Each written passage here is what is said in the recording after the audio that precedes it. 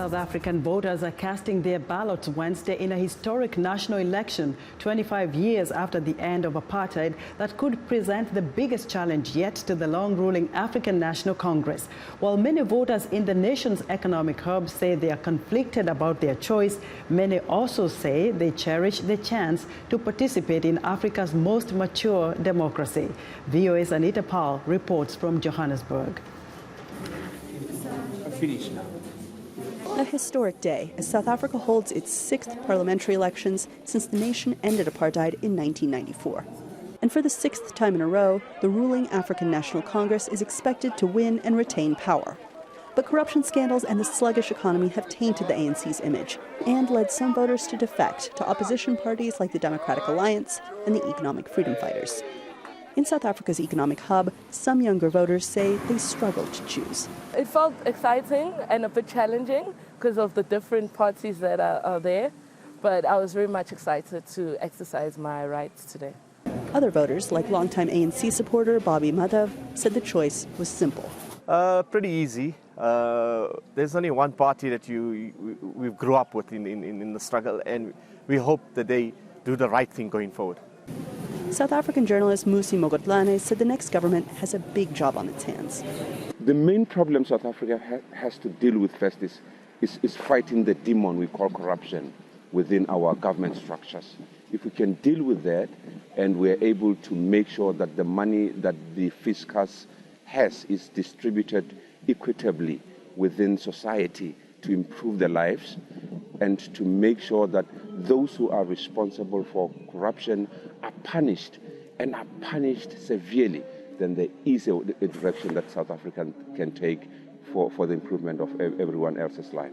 Final results are expected May 11th. The winning party will elect the next president, who will be sworn in later this month. Now, for more on South Africa's elections, VOA Southern Africa correspondent Anita Powell joins me live via Skype from Johannesburg. Good evening, Anita. Hello.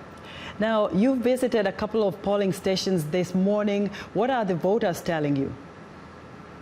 So I spoke to a number of voters this morning when I visited polling stations across Johannesburg, and I heard a number of different things from voters. I heard voters who were apathetic, I heard voters who were enthusiastic, and I heard voters who overall said, we're just glad that we get to participate in this democratic exercise.